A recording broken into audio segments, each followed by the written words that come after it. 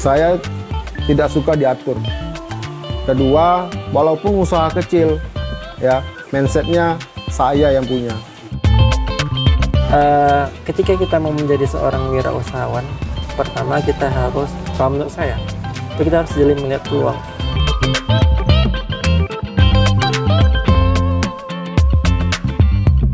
Peluang itu bisa ada di sekitar kita, baik itu mungkin dari hobi kita, ya seperti saya kan hobi saya bilang kan, atau mungkin juga bisa dari masalah yang ada sekitar kita.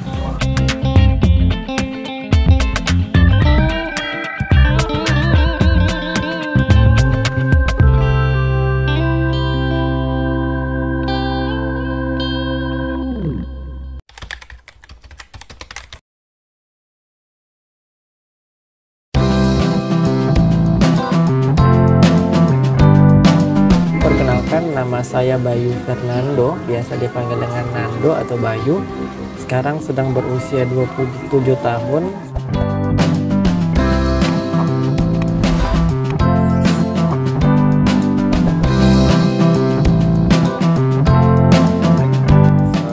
Perkenalkan, nama saya Khairudin. Saya selaku owner dari CV Budidaya Ikan Hias Karinjaya yang beralamat di Jalan Taman Karya, Gang Galian Tolu, Kelurahan Tuah Karya, Kecamatan Tuah Manadi, Kota Pekanbaru. Usia saya yaitu 28 tahun untuk tahun ini. Awal mula usaha budidaya jamur ini berdiri, ya, rumah jamur Nando ini berdiri adalah diawali dari hobi sebenarnya Bang ya. Dari hobi dulu kita ketika dari zaman kuliahan seperti itu juga tertarik dengan jamur. Kebetulan saya basic dari pendidikan biologi S1 S2-nya. Dan ya di sana awal mulanya kita tertarik dengan jamur, ada sedikit belajar jamur di kampus ketika itu, dan saya melihat ada sebuah peluang. Ini jamur sepertinya bagus.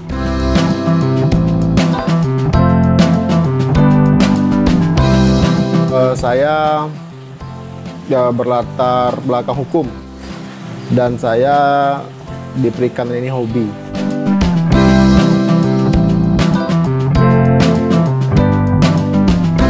Timbul usaha saya dan kawan-kawan ingin membuat pembiakan pembesaran ikan hias di Kota Pekanbaru ini. Karena kita tahu bersama juga Riau adalah penikmat terbesar ikan hias, dan sampai satu hari itu ikan yang masuk dari Jawa dan Sumatera Utara itu mencapai 10.000 ekor per hari. Kalau dinominalkan dengan rupiahnya, satu hari itu bisa putarannya sampai 30 juta sehari.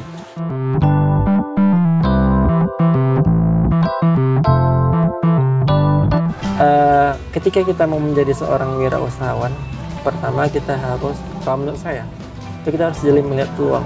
Peluang itu bisa ada di sekitar kita, baik itu mungkin dari hobi kita, ya seperti saya kan hobi saya bilang kan, atau mungkin juga bisa dari masalah yang ada sekitar kita.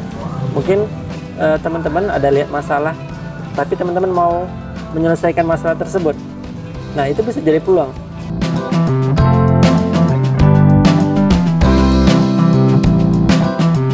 Saya lebih berpilih berwirausaha. Pertama, saya tidak suka diatur. Kedua, walaupun usaha kecil, ya mindsetnya saya yang punya. Saya ngatur dan saya mengaku akan semuanya. Ya, jadi kalau saya bilang bisnis itu juga adalah kita menyelesaikan masalah orang dan kita dibayar atas penyelesaian tersebut. Kemudian kedua adalah jangan pernah bosan ataupun mau berhenti belajar gitu. Dan selagi kita masih hidup, ya belajarlah terus gitu. Ya, selagi kita hidup ya belajar. Apalagi pebisnis itu kan, karena kan dunia berubah. Kita nggak bisa monoton gitu-gitu aja gitu.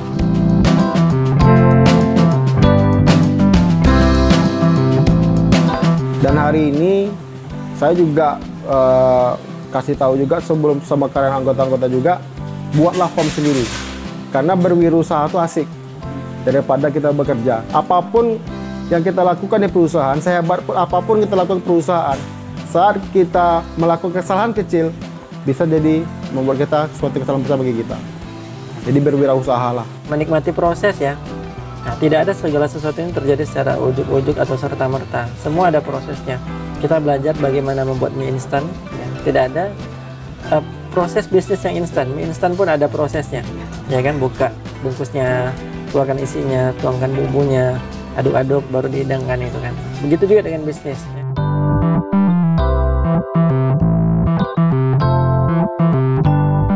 Hal yang paling penting dalam mengusaha itu adalah tekad, Bang. Kita punya tekad dan jadi diri kita sendiri. Dan paling penting itu kita berani melakukan suatu hal itu, berani. Karena kita kalau tidak berani ya melakukan untuk terjun ke wirausaha, apalagi kita memikir-mikirkan, itu tidak akan pernah terjadi. Tapi kalau kita berani, kita punya mindset ya, insya Allah lah semua itu akan berjalan. Walaupun pahit itu bakalan ada, tapi kita nikmatin aja. Tidak ada bisnis yang instan. Buka bisnis sekarang langsung profit, langsung cuan. Enggak, ada prosesnya. Jadi kalau bisnis ada prosesnya. Mungkin kalau orang bilang ya setahun 2 tahun pertama itu masa berdarah-darahnya bisnis tuh. Jadi kita nggak bisa nyimpulkan aku nggak cocok lah di bisnis karena baru nyoba beberapa kali gitu. Ya. Bahkan di sebuah riset biasanya 5 tahun pertama itulah masa penentuan untuk 5 tahun selanjutnya. Kalau di 5 tahun pertama kita nggak kuat, ya dikhawatirkan 5 tahun selanjutnya kita nggak bisa bertahan gitu. Nah, contohnya nih misal pas COVID, ya kita nggak bisa menyalahkan keadaan gitu. Tapi kita harus berpikir apa yang bisa kita usahakan agar bisnis kita mungkin oke lah, mungkin kalau nggak kalau nggak offense, nggak menyerang, paling nggak kita bisa bertahan gitu. Dan kemudian setelah menikmati proses adalah jangan menyerah. Jadilah pribadi yang pantang menyerah, ya. Jangan mau didikte oleh orang. Orang bilang kamu nggak bisa, kamu ini, kamu nggak cocok di sini. Jangan, karena yang tahu kemampuan kita itu adalah diri kita sendiri. Ya, jangan mau didikte lah intinya gitu. Dan jangan kita terlalu overthinking. Nah, kalau seorang pebisnis biasanya dia nggak overthinking.